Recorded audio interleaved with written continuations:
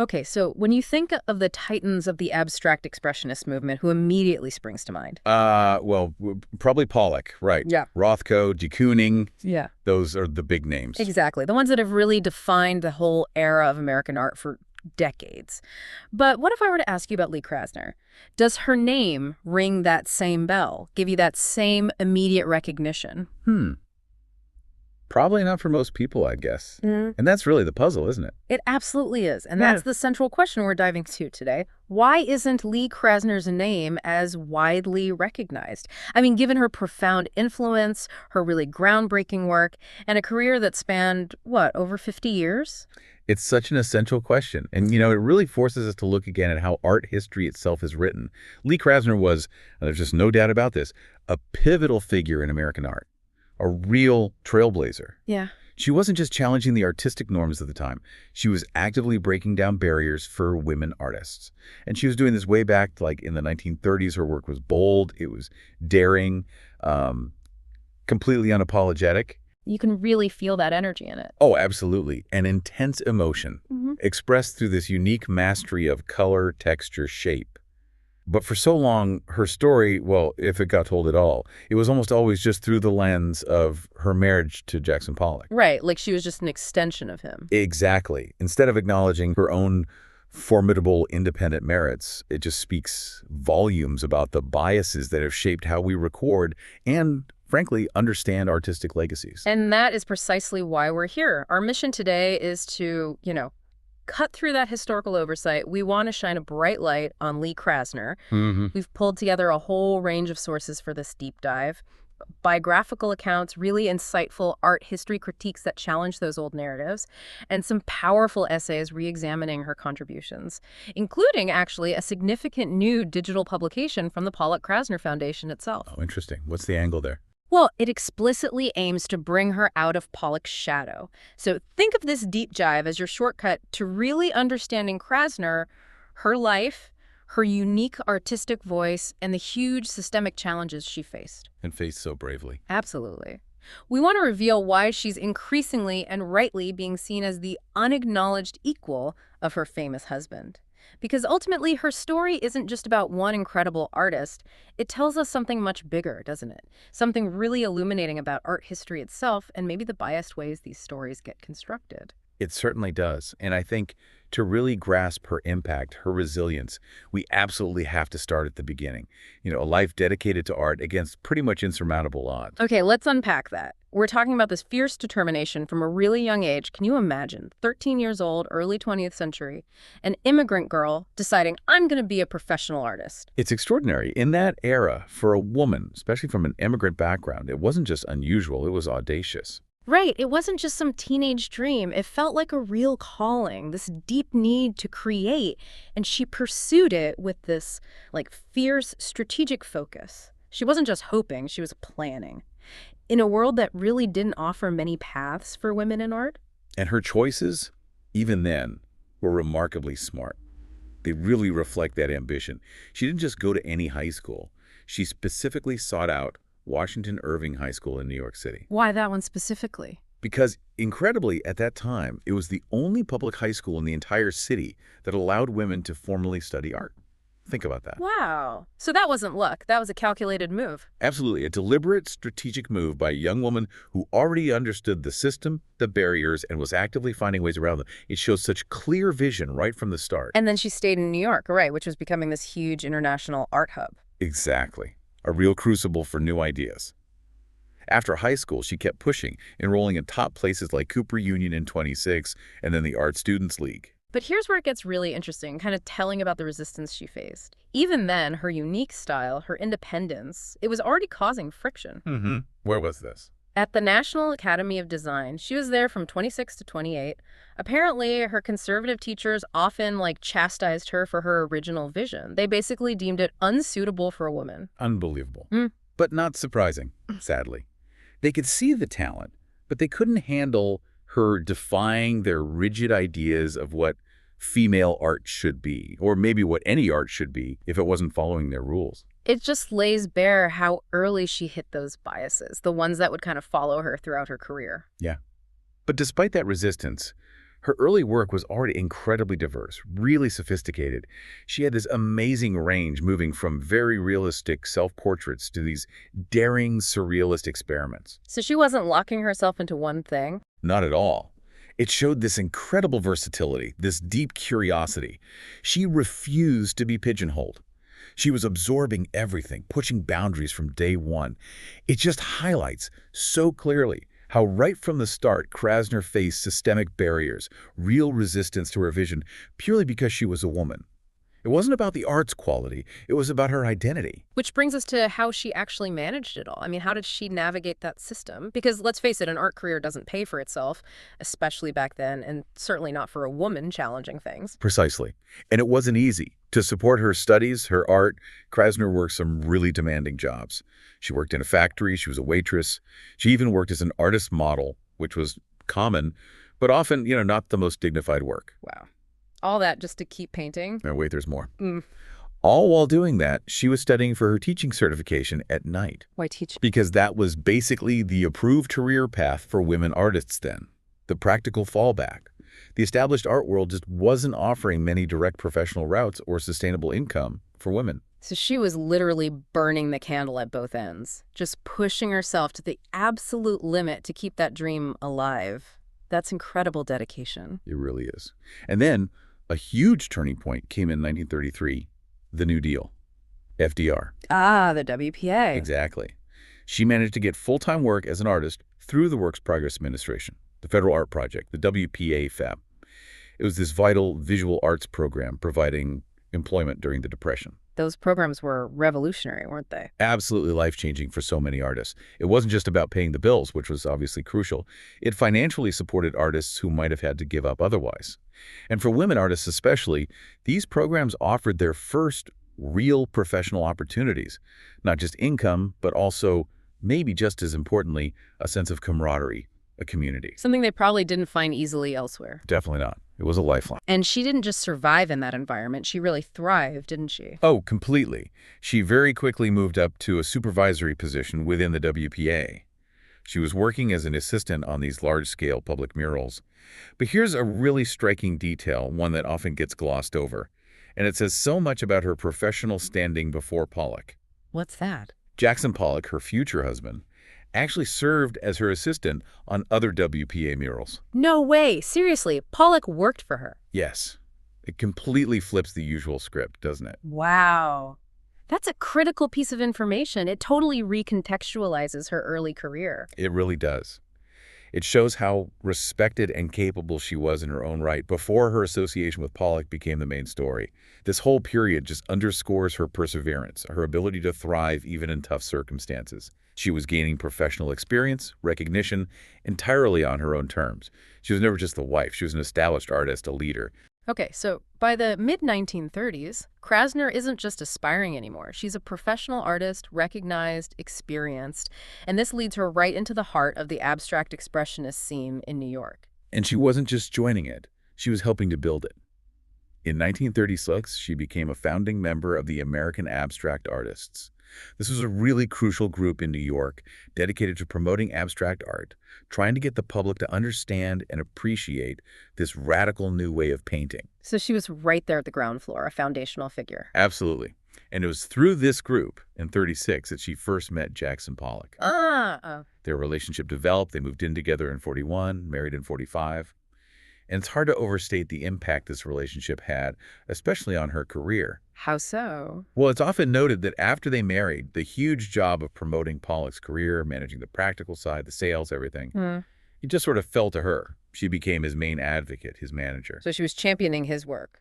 Yes, and by all accounts, she generously embraced those responsibilities. Many say she was instrumental in his early success, helping him connect with dealers like Peggy Guggenheim. But the downside was, this massive commitment meant her own really vibrant artistic career started to take a back seat to the increasingly famous Pollock. That's such a classic and really unfortunate story in art history, isn't it? The woman's career getting eclipsed by her male partners. It happens again and again, even when she was equally, maybe even more, talented and foundational to the whole movement. This dynamic really sets the stage for understanding the specific gender-based challenges she faced. Challenges that stuck around despite her own talent, despite her role in developing abstract expressionism itself. That's the real paradox here. They were partners, collaborating, influencing each other's work in the studio. Giving each other critiques. But the public perception, the critical narrative, it just skewed almost entirely towards him, leaving her in his shadow. Precisely. While their union was definitely immensely beneficial to both artists' careers, they really pushed each other creatively. It absolutely created unique challenges for Krasner. The stark reality was she was just constantly overshadowed by her husband's escalating fame and success. And this wasn't just about them, was it? It reflects a much bigger issue. Oh, completely. It reflects that persistent, deeply ingrained problem that so many female artists have faced. This pervasive, often unspoken belief that men are inherently more talented than women in the arts. It's a bias that's incredibly hard to shake even now. And it actively shaped how her work was seen, or more often how it wasn't seen. Yet, despite all that, the pressure, the sacrifice, the expectations, she kept going. She kept creating her own work. She did, with incredible tenacity. Krasner continued to create her own powerful works while supporting Pollock's career. And remarkably, she developed her own distinct, powerful style within abstract expressionism. She had help, guidance from mentors like Hans Hofmann, whose teaching she really absorbed, and Robert Motherwell, another major figure. So her artistic identity remained her own. Unquestionably. It was forged through constant exploration. For example, look at her 1940 piece, Seated Nude.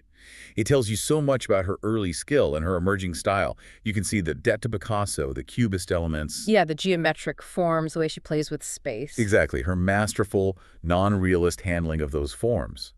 But the drawing structure, it becomes this kind of framework, an armature, for her incredibly energetic, expressive use of line. You can almost feel the energy radiating from it. Right. And it's a clear signpost to the more pure abstractions to come later in her career. The medium she chose, charcoal, on paper, gives it this immediacy, this raw vibrancy, rather than some kind of polished finish. It feels very direct. Very. It's not about photographic realism. It's about energy, directness, powerful expression. Her strong, dark charcoal lines just testify to her assured hand and growing talent. Her skill, her confidence, her willingness to push boundaries right from the start. This really highlights the sacrifice, the pressures she navigated. It contrasts her professional skill with those restrictive gendered expectations. What's so fascinating now is understanding how Krasner's own work wasn't just running parallel to abstract expressionism, but was actually in some ways leading the charge on some of its key innovations. Which brings us to this really powerful idea that she was essentially the unacknowledged equal in inventing allover painting. Yes, this is where the reassessment of her legacy really kicks into high gear. There's this compelling new essay by the art critic Carter Ratcliffe called Lee Krasner, The Unacknowledged Equal. And it's published by the Pollock Krasner Foundation itself. That's significant. It really is. The essay makes a very strong case, aiming to definitively bring her out of Pollock's shadow by arguing for her co-invention of this crucial technique. And this isn't just some academic squabble. There was that recent major touring exhibition in Europe. London's Barbican, Frankfurt, Bern, Guggenheim, Bilbao. Well, you've heard about that. It specifically prompted visitors to ask, why is her art only now getting this kind of reassessment on its own terms? It feels like a collective reckoning finally happening. So the big institutions are starting to catch up, acknowledging what was missed for so long. And Ratcliffe's argument is pretty bold, isn't it? He says she was as much the inventor of allover painting as Pollock.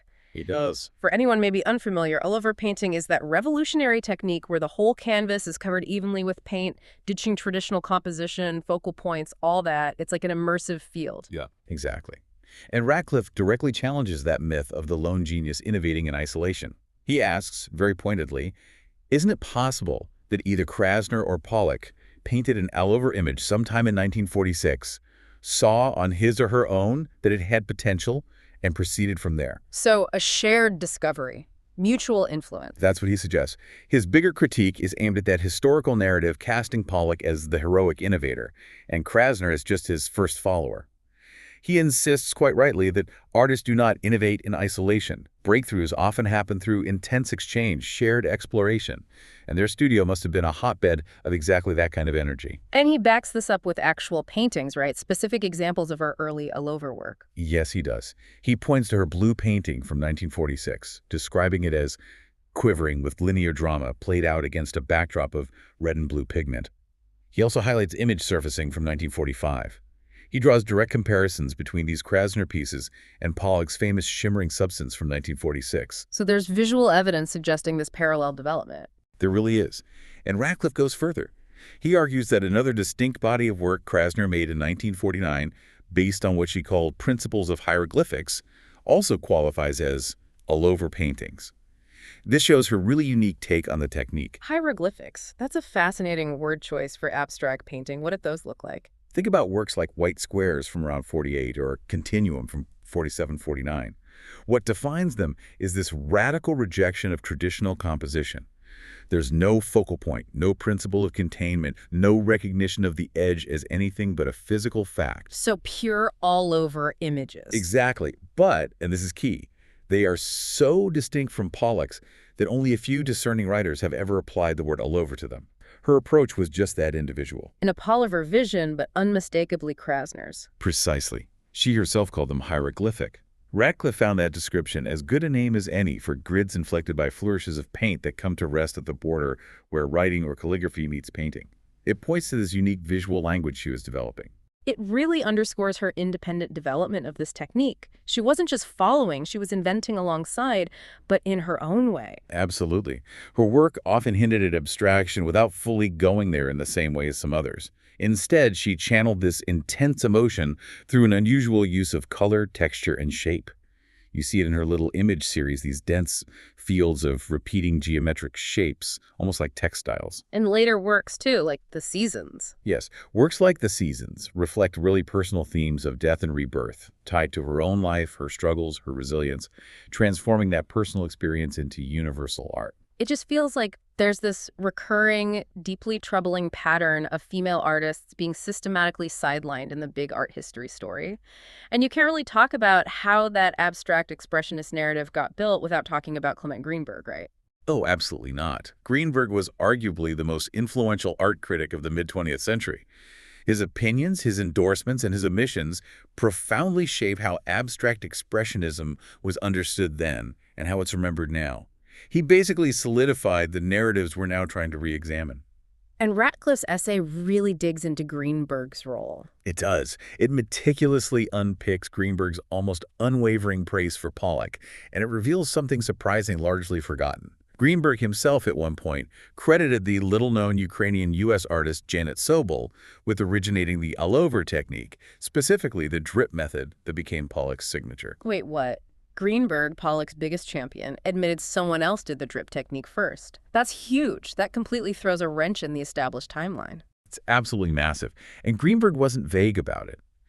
In 1961, he stated very clearly that Sobel's paintings from 1944 were the first really all-over images he'd ever seen. He even acknowledged that Pollock himself had admired Sobel's drip paintings, if only furtively, and later admitted that these pictures had made an impression on him. An admission like that from Greenberg himself, it just shatters the myth of Pollock as the sole innovator. It suggests this influence that was just wiped away. Exactly. And that leads to the next question. What happened to Sobel's credit? Yeah. How did she vanish from the story? Yeah, how? Well, that's the really disturbing part. Radcliffe's research shows how Greenberg essentially conveniently erased Sobel from the allover art historical lineage. She wasn't mentioned in his massively influential 1955 essay, American Type Painting, which basically became the text for the movement. And so she just disappeared. Pretty much. She popped up briefly in a 1961 revision for a journal, but those revisions were then dropped from his collected essays. Radcliffe suggests Greenberg might have felt, just for a short time, the need to hedge his account of Pollock's originality. But it wasn't a real recognition. It was a fleeting admission that was then systematically removed. It's a stark example of historical revisionism by someone with immense power. And the irony for Krasner is that Greenberg did recognize her talent early on, didn't he? Didn't he say she had the best eye in the country? He did. In the late 1930s, he said she had the best eye in the country for the art of painting. That's incredibly high praise from the Clement Greenberg, the guy who could make or break careers. Yet that early recognition just clashes so starkly with how she was later sidelined, reduced to Pollock's wife. It's jarring. This pattern of erasing or minimizing women artists, Sobel, Krasner, it's not just coincidence. It clearly reveals a systemic bias baked into the art world structures. It really feels like it wasn't just about talent. It was about who was allowed to be seen as talented, whose story got preserved. Precisely. And Krasner did get a major show, didn't she? At the Whitechapel in London in '65, Lee Krasner. Paintings, drawings, and collages. That should have been a huge moment of recognition. You'd think so. But even then, the critics, the gatekeepers, they seemed to struggle with her achievements, didn't they? Like, they couldn't quite process her power on its own terms. They absolutely struggled. There was this review by Nigel Gosling in The Weekend Observer. After some general praise, he made this really telling comment. I doubt that anyone would guess from Krasner's paintings that they are by a woman. On the other hand, they are unmistakably American. Wow. That just says it all about the mindset back then. If a woman's art had power or scale, it was seen as not typically female, like a weird anomaly. Exactly. It's like they couldn't reconcile the raw power, the scale, the originality of her work with their preconceived notions of what a woman painter should produce. It was cognitive dissonance. And this wasn't just one critic's weird take. No, this intolerance was widespread. B.H. Friedman wrote the introduction to that Whitechapel catalog, and he called it spiky himself. He started right off. First, it must be noted that Krasner is a woman in a field which still, even now in 1965, barely tolerates women, condescends to them with the phrase woman painter, as odious and pejorative as woman writer or woman driver. He really called it out. He did. He made it clear Krasner just wanted to be judged or better experienced as a painter. She wants no special categories. Yeah. He even speculated that her using the name Lee, which is androgynous, might have been a conscious or unconscious way to avoid that gendered labeling and prejudice. It's just incredible that this was the prevailing attitude in 1965, and these biases had real concrete consequences for her career, didn't they? Beyond just reviews. Oh, absolutely devastating consequences. Despite her talent, despite occasional praise from people like Greenberg, despite that major London show, Krasner was subsequently and unfairly duly excluded from major defining exhibitions. Which ones? Like New York School. Paintings from the 1940s and 1950s at LACMA in '65, and New York Painting and Sculpture, 1940-70 at the Met in '69. These weren't minor shows. These were the big ones that shaped the official history of abstract expressionism. And she was just left out, written out of the story as it was being cemented. Exactly. Ratcliffe's conclusion on this is blunt but accurate. That she, a woman, was among the most important members of this triumphal generation could not be acknowledged, could not perhaps be imagined by these male curators and historians. It's a chilling picture of the sexism that actively shaped the narrative. This leads us to a really fascinating, maybe deeper way of looking at Krasner's unique artistic voice. Using poetic tropes, specifically metaphor versus metonymy, to understand abstract expressionism. Because historically, that first generation was seen as this intensely male prerogative, right? Very much so. It was often framed as a masculine domain. Women, if they were acknowledged at all, were often seen as participating only by somehow diminishing the work's intuitive power, making something less monumental, less heroic. So how does metaphor fit into that male-dominated view? Well, the traditional art history, influenced heavily by Greenberg, often saw male abstract expressionists as working primarily through metaphor. Think of metaphor as creating a big, sweeping connection, an invented relation dependent on an overarching concept, like saying life is a journey. Okay. In the art context, this was viewed as more mature, original, intelligent, proactive. It allowed male artists to be seen as these powerful generators and disseminators of form, embodying the cultural belief that only men could achieve that kind of enlightened, universal artistic breakthrough. It was about making a single, powerful, invented statement. And you can really hear that in their own words, can't you? Pollock saying, I am nature, Newman, the first man was an artist. These are huge, definitive statements. Exactly. Rothko. I think of my pictures as dramas. The shapes are the performers. Still wanted elements to fuse together into a living spirit. De Kooning said painting was a style of living. Cusette Dart talked about art as the heavens forever opening up, magic, joy. They're all making these grand metaphorical claims. Art is nature, art is drama, art is life itself, singular, invented identities. Okay, so if that's metaphor, these big, invented, singular statements, how does metonymy differ, and how does it help us understand Krasner and maybe other women artists differently? Metonymy is different. It's more about a non-complex and non-dependent relation between objects that is already known through established conventions. Think of saying the crown to mean the monarchy. You're using a related part or symbol to stand for the whole. So it's based on existing connections, not inventing new ones. Right. In art, it's less about creating one grand concept and more about exploring concrete contextual inscriptions of differences, especially within and among women's experiences. While it was traditionally dismissed as marginally figurative or less heroic, metonymy is actually vital for exploring relationships, connections, interdependence, rather than those isolated declarations. It's about parts relating to the whole, emphasizing connections. So it's a more nuanced, interconnected, maybe more fluid way of expressing things, focused on relationships, not just solitary pronouncements. How did Krasner use this in her work? It's really key because feminist scholars like Carol Gilligan connect these metonymical traits with women's focus on relationships, interdependence, a more contextual mode of judgment. Jill Mesis talks about affiliations, maintenance of connections, context, relativism. Even the psychoanalyst Lacan linked metonymy to the contiguity and displacement of the unconscious mind, connecting it to desire or longing. It gives us a lens to see Krasner's approach not just as different, but as powerfully expressive in its own right. Can you give us a really concrete example, something that really shows this metonymical approach in her painting? Absolutely. Let's take her incredible 1960 Umber painting. The eye is the first circle. The title itself is so revealing of her process. She named it intuitively, spontaneously. Only later did she realize, with surprise, it was the first line of Ralph Waldo Emerson's 1841 essay, Circles, an essay she'd read as a teenager and thought she'd totally forgotten. Wow, that connection, almost subconscious. Exactly. And Emerson's Circles essay itself embraced a metonymical view of the world, arguing there are no fixtures in nature, the universe is fluid and volatile. It moved away from his earlier, more metaphorical nature essay. And how does that show up visually in Krasner's painting? You literally see eyes emerging from the cascading waves of loosely brushed and flung paint. It suggests multiple viewpoints, a range of viewpoints, not one fixed gaze. Krasner herself was amazed, realizing the title instinctively, only seeing the eyes after it was done. She felt like the painting was appraising her. So the painting itself had agency. In a way, it reflects these multifaceted consciousnesses, a shifting pronoun I. It emphasizes fragmentation, fluidity, connection, not a single fixed self. That's pure metonymy, a network of connections, evolving identities, not one big statement. That's a really beautiful way to think about it, a shifting eye. It makes the work feel so alive. What about the really emotional works, especially after Pollock died? How did that loss show up through this metonymical lens? That's where her powerful Earth Green series, started around 1957, comes in. Works like Listen, Sun Woman the Sane, Sun Woman the Second, The Seasons. They're incredibly raw examples of her navigating grief and forging a new identity.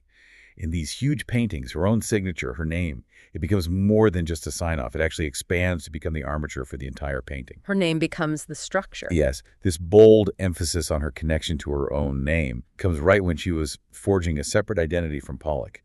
It's this powerful assertion of self, making her identity central to the painting's very core. And maybe it's also a comment on the whole abstract expressionist thing itself, a critique of the male signature styles. It absolutely can be read that way.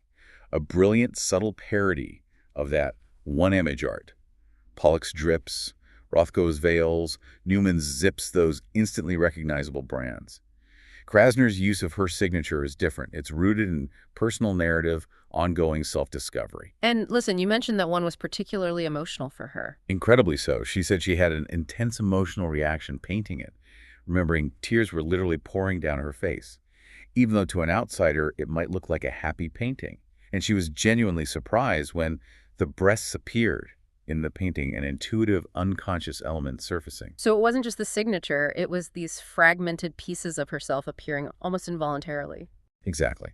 The painting presents these fragmented images of herself, the signature, the breast forms, even leaf-like forms that resembled a scraggly plant she had, seen in earlier photos. This deep sadness while creating Listen suggests this awareness of the necessary loss involved in consigning part of one's identity to a work of art. Once it's done, the art exists separately, creating these metonymical longings needing to be connected. It's a rich, personal, deeply metonymical way of expressing identity, loss, self-creation, connecting fragments, not making one fixed statement. So this isn't just Krasner then. This metonymical approach, this focus on connection, fluidity, it seems like it connects to a broader current among other female abstract expressionists, a different way of working within the same movement. It absolutely does. And it links to a fascinating shift in the 1950s when French Impressionism got a major reevaluation. Remember MoMA's big Monet Water Lily show in '53? Right. Monet was suddenly seen as crucial for modern art. Exactly. He was hailed as Cézanne's equal, seen as a basis for mid-century modernism, especially his allover canvases. This influenced the language used to talk about contemporary art.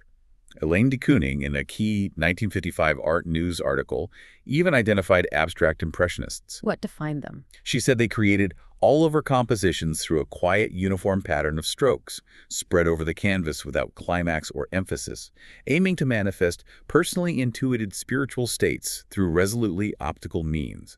It explicitly linked contemporary abstraction with Impressionism's experiential, often nature-based qualities. And it brought nature back in, but differently, not just landscapes. Right. The critic Fairfield Porter put it perfectly. Paint is as real as nature, and the means for a painting can contain its ends. This idea that paint itself became metonymically equated with nature is huge, especially for women artists.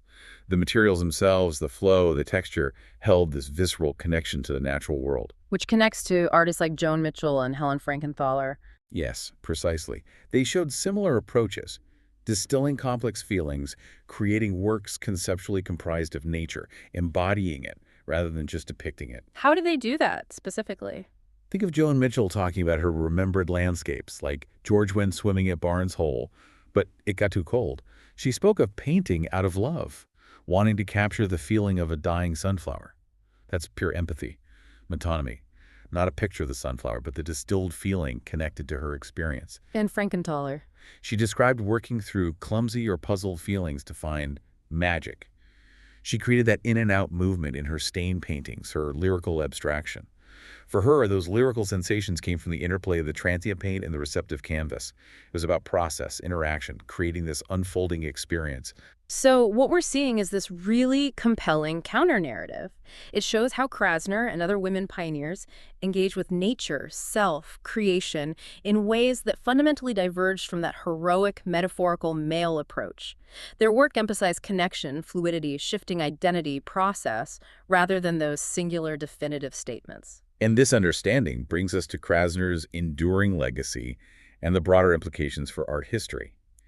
Studying these female abstract expressionists fundamentally challenges that established narrative of male-dominated abstract expressionism, the whole American-type painting, or triumph of American painting idea. It's not about replacing that narrative, but expanding it, making it more accurate. Exactly. Instead of dominance, their work points to coexistence, interdependence. Instead of a complete break from the past, it shows continuity with earlier artists attuned to relationships with nature. Think Birchfield, Dove, O'Keeffe, even Kandinsky. Their art emphasizes contextual affiliations with the world, embracing fluidity rather than creating one-image works reifying individuality like a brand. It also reframes how we see nature in their art. It does. Raymond Williams called nature a troublesome term. Bill McKibben sees nature's power in its separation, remaining undefined and uncircumscribed. Krasner and these women, through their metonymical strategies, embrace the mystery of fragmented references to themselves and nature, allowing both to remain unassailably diffuse and continually recalcitrant, resisting easy definition. So it wasn't about defining nature, but engaging with its mystery. Precisely. The connections they forged with nature and themselves were often temporary, dynamic, needing to be begun afresh in the next painting. It reflects how one's own human nature, a perpetual enigma, and its bonds with its external counterpart must yet again be plumbed, rediscovered, and then mined in the course of making art. Their use of paint, seen then as related to nature, allowed them to forge composite personal and external conditional attachments between themselves and the world. It's this ongoing story of rediscovery. What an incredible legacy. Lee Krasner really was a pioneer. Her work pushed boundaries aesthetically, conceptually, socially. Her story is just such a powerful reminder that talent and conviction can triumph over adversity, whatever form it takes: hardship, bias, historical neglect. If you, listening, have something valuable to say, her life just shouts, "Don't let anyone stop you." Her journey is an absolute testament to perseverance and artistic integrity. She didn't just defy stereotypes about women artists, she actively dismantled them. And she fearlessly explored so many mediums: photography, collage, sculpture, ceramics, printmaking, constantly evolving, never settling. Her story shows that gender inequality, while a huge obstacle, shouldn't stop anyone from pursuing their dreams. Even with all those obstacles, she made such a lasting impact on American art and on countless female artists globally who looked to her for inspiration. Her struggle really did pave the way. Lee Krasner stands as this monumental example of what's possible with unshakable conviction. She's proof, through her art and life, that you can achieve incredible things against the odds. Today, we celebrate not just the amazing art, but the whole transformative legacy of this incredible artist. She'll always remain an inspiration, challenging us all to look deeper, question narratives, and acknowledge the unacknowledged. And there you have it, our deep dive into the remarkable life, the groundbreaking art, and the enduring legacy of Lee Krasner. We've gone from her early ambition against the odds through her pivotal but often overlooked role in Abstract Expressionism and the shadow of Pollock. Then we reassessed her innovations, the allover painting, the hieroglyphic style, and looked at the broader context of gender and art history that hid her contributions for so long. Her story really forces us to reconsider the narratives we just accept. It challenges us to see the biases, often invisible, that shape our understanding of art, genius, and who gets remembered. So as you go about your day, think about this. How many other unacknowledged equals are out there in history? Not just in art, but across all fields, science, literature, innovation, waiting for their stories to be fully recognized and understood. It's a crucial question. What biases, subtle or not, might still be shaping how we see talent and innovation right now? And maybe more importantly, what can we actively do to seek out, champion, and bring those hidden, vital contributions into the light?